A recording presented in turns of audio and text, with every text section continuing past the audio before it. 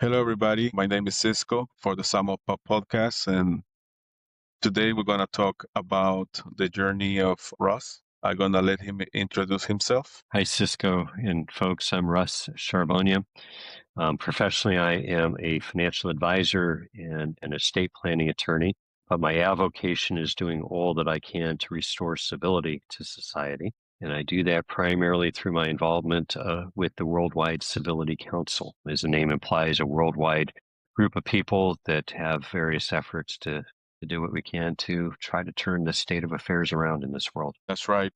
And, before we start talk about tech, can you give us what drove you to do this organization for civility? Our efforts started back in 2013 when I was stepping back for a bit and looking at the state of society and realizing this isn't the kind of world I want to leave to my children and grandchildren, and started to be introspective as to what's going wrong and what can I possibly do to change it. And I realized that the common theme was just that we were no longer treating one another with dignity and respect that I think every human being is deserving of. And so started talking to some people that I was close to, and they were seeing the same type of thing as I was. And so we banded together. And as I say now, for more than a decade, we've been, by all sorts of different methods, trying to do what we can to stem the tide of incivility that we all experience. Right. I'm not sure we've been so successful so far, mind you, but we're still fighting the good fight. Brick by brick, right? And so I remember something that you told me, and I saw you present this, where you said that there is a difference that between debate and a discourse and all the different kind of communications, and that maybe debates are not so useful to find solutions to a problem, right? Can you elaborate on that? I thought that was very insightful. Be happy to, and I'm thrilled that you remembered that because that's been several years ago now. I call it the three Ds of communication. The first D is debate, as you just alluded to, and a debate, if you think about it, is about winning. And when you have a winner, you have a loser. And there's certain cardinal rules you cannot violate when you're in a debate, or you will lose. And one of those is you can never, ever waver from your position, which is not conducive to reaching any kind of consensus or agreement. Now, times and places where debating is appropriate, and I'll submit to you that our political debates are not legitimate debates anymore. They're reality TV. The second D is deliberation. Deliberation is where we have a complex problem where the solutions are not readily evident. And so we'll gather the right people in the room, the people that have the understanding, the experience, the expertise in the subject matter. And the first thing they'll probably do is talk about what the root of the problem is, because kind of like an iceberg, what we see as the problem isn't the underneath problem. And then they'll brainstorm possible solutions to the best of their ability, anticipate pros and cons of implementing any of those solutions, and also looking at unintended consequences. Well, if we do this, what might be an unintended and negative consequence of our actions? And their objective as deliberators is to reach a consensus. What is the best course of action to take to try to solve this problem? So debate is about winning. Deliberation's about finding solutions. The third D is dialogue. And what is dialogue? In its simplest terms, it's about speaking and receiving, hearing. That's it. And dialogue is so easy that we do it subconsciously, literally millions of times a day. We don't think about it. We're engaging in dialogue all the time. Dialogue is simply about hearing the other person and being heard. It's not about winning like a debate. It's not about finding a solution like a deliberation. I'm sorry, go ahead. Yeah, so it's pretty much gathering information about the other point of view, right, from the other person, like hearing their pains and what their concerns are, right? So would you say that that's a step before deliberation, to have a dialogue about the problems? It's different. It's Mhm. different. And dialogue is important because we grow from it, ideally. Dialogue, as I said, is super easy until it isn't. And this is where I think you're getting at, Cisco. When we're seeing eye to eye, when we don't have any discrepancy in our thoughts and opinions, it's easy.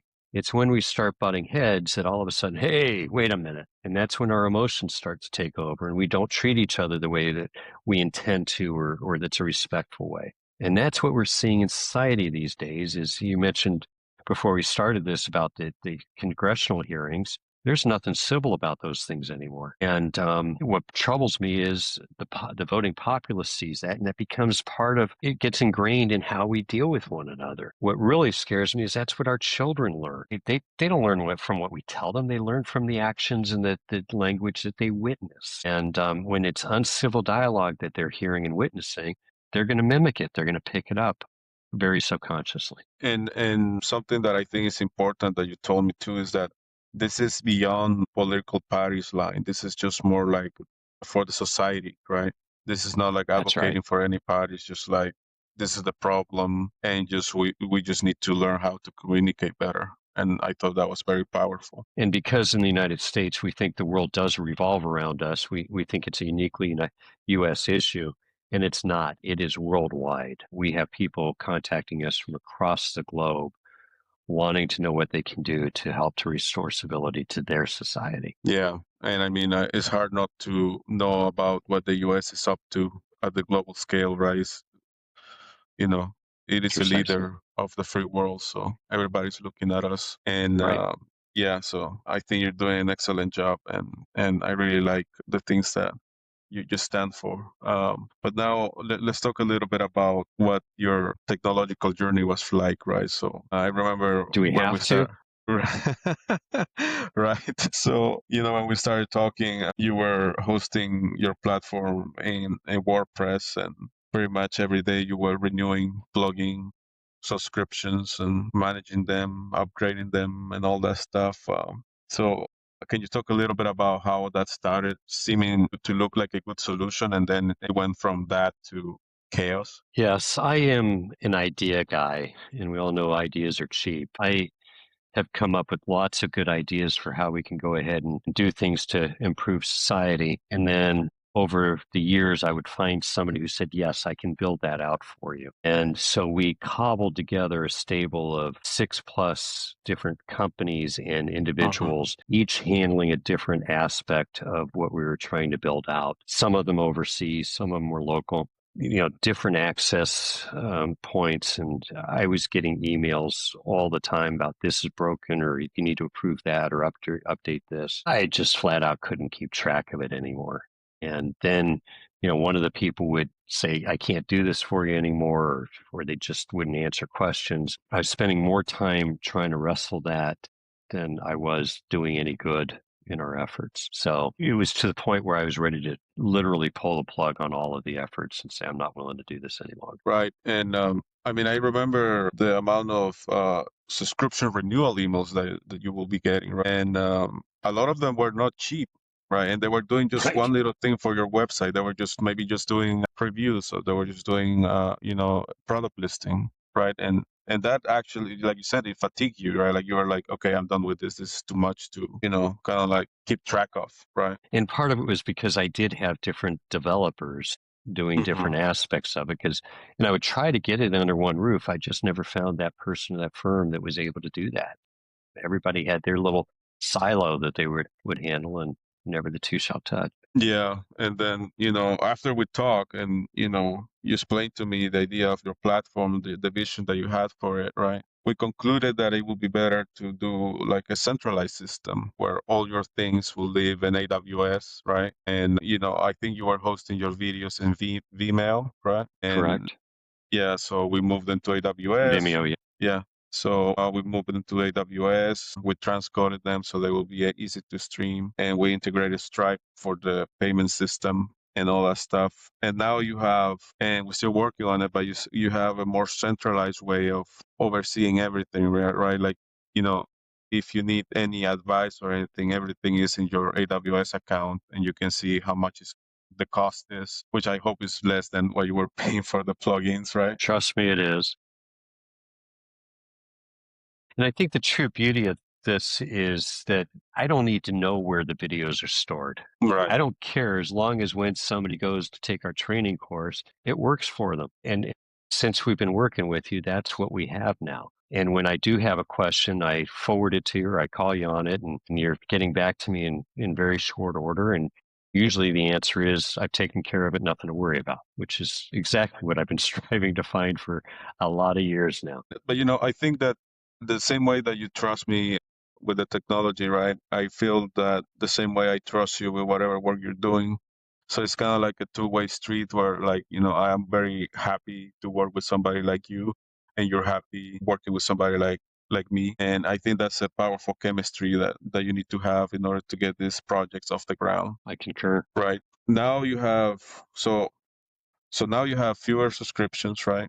Predictable infrastructure and real ownership of everything that your platform has to offer. Right? And that has improved your operational day to day, right? Yeah, I'm going to summarize this real quickly, Cisco, and that is your job is help me keep what little hair I have left because I was pulling it out like crazy. So now, what do you think about the process of hiring somebody like us to take care of the technical side of your business? When you can find the right people and the right company to handle everything, it's an absolute godsend. It wasn't working when I had multiple people doing different parts of it. I don't even want to add up how many different people and firms I went through before I found you and how much money I just wasted, just threw away.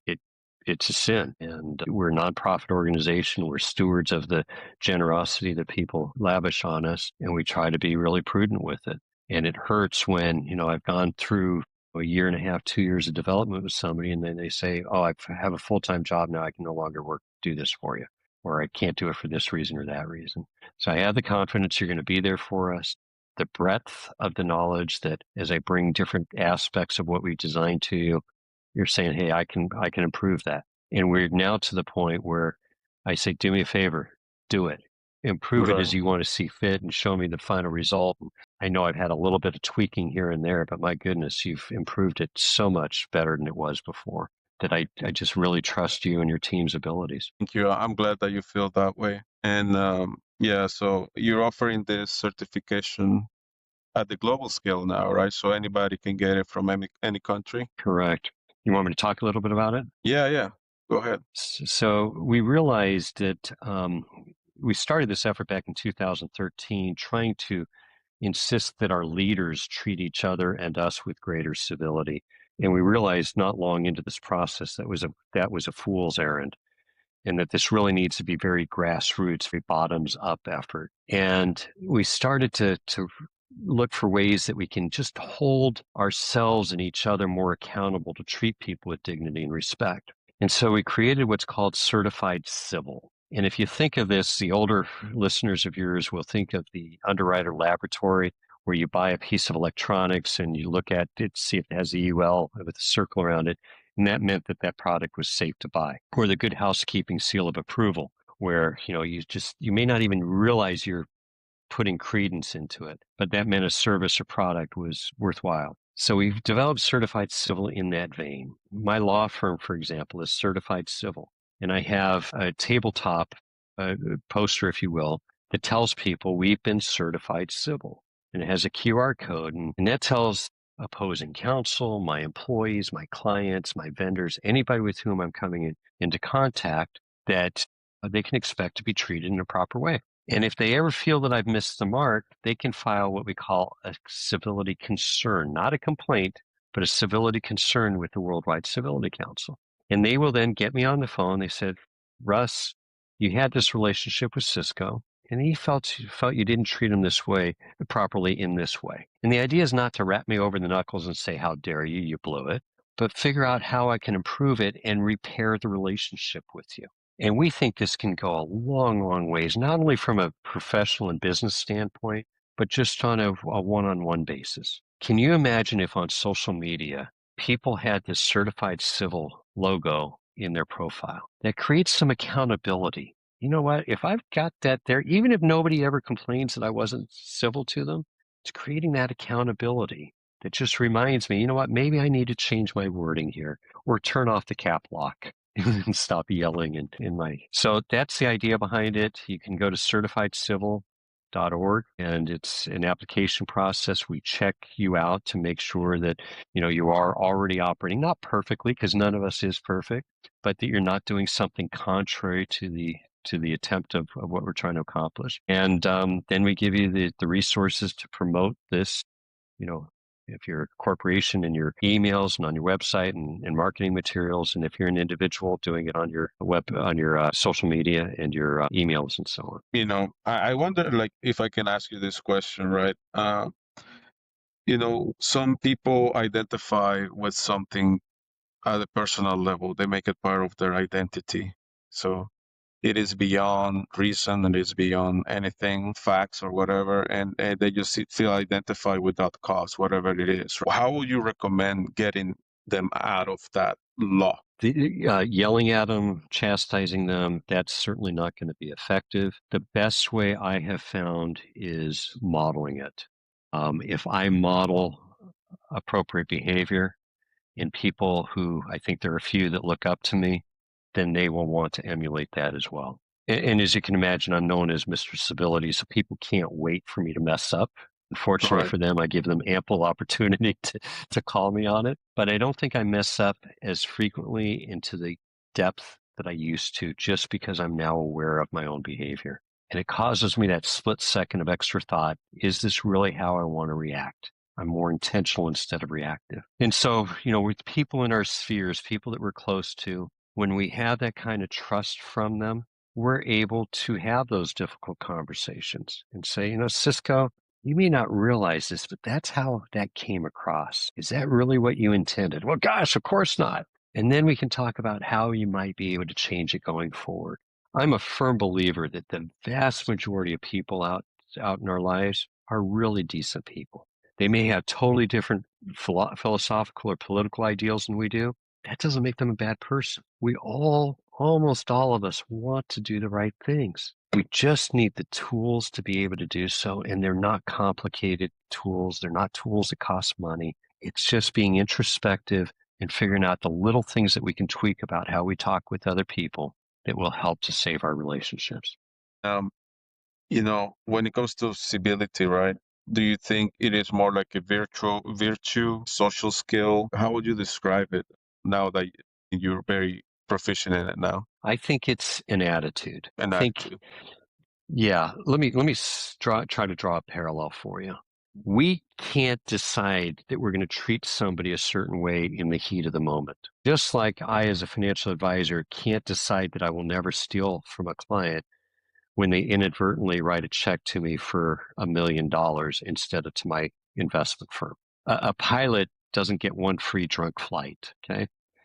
I can't decide that I'm going to be loyal to my wife at the time that some person tempts me, which isn't going to happen, so I don't have to worry about it.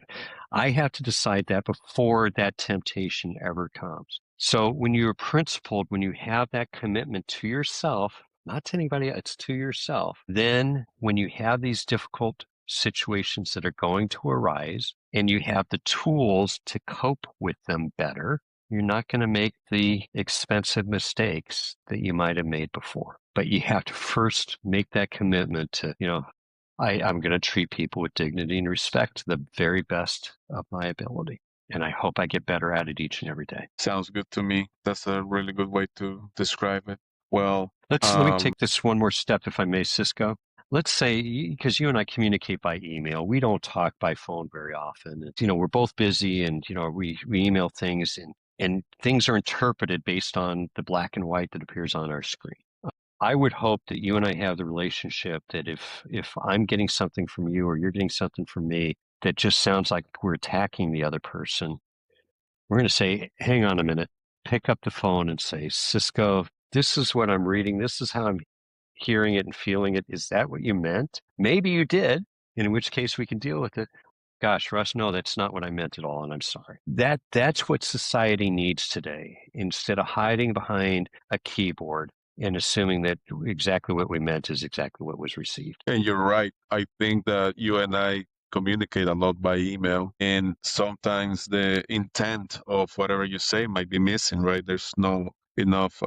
We're social animals, right? We can agree on that, and maybe we depend a lot on the tone of the voice and the social, facial expressions, maybe. So you're right. When it's all written down, we need to be able to do that and say, I need to call you, or a video call. So I want to make sure that I'm Exactly. reading this right instead of escalating the situation. I guess that's a good way to de-escalate it, right? That's And right. and figure out how to work together on that. And it's Exactly. important now because everybody communicates asynchronously now. You send me an email certain hour of the night, I read it in the morning. Yeah. Thank you It for is not reading it at important. 4 a.m. when I'm sending it to you. I'm guilty too of sending you emails at weird hours of the night. So we're both guilty of that. And yeah, so but yeah, I think you're right. I think as we grow as a society into a more cybernetic type of one, we need to be able to step back and pick up the phone and have video calls or right in person, right? Exactly. Or can I grab a cup of coffee with you? Yeah, which we should probably do soon. I I'd know look that you forward to it, you fella. travel you travel you travel a lot. Any closing statements? I know that you're a busy man, so I don't want to keep you too long. I do appreciate that. Just, two thoughts. One is I couldn't be more thrilled with Samo and with Cisco. So if you're considering working with them, you're getting the highest recommendation you could possibly get Thank from you. me. So thank you for that, Cisco. And secondly, I hope folks are just thinking a little bit about what they can do to make this world just a little better place by examining their own behavior and looking for those opportunities to add some civility to your relationships. It's very easy to become a defeatist right now, given the state of society. But as long as we have children and grandchildren, we cannot give up on them. And let's do all we can to repair our. Sounds wonderful to me. And yes, I appreciate you, the professional relationship that we have. And also, I want to let you know that your work has inspired me to have a little bit of retrospective and also, try to, exercise the civility. There's my reward, fella. Well, thank you so much, Russ, and have a great rest of your day. All right. You as well. Take care. Bye bye.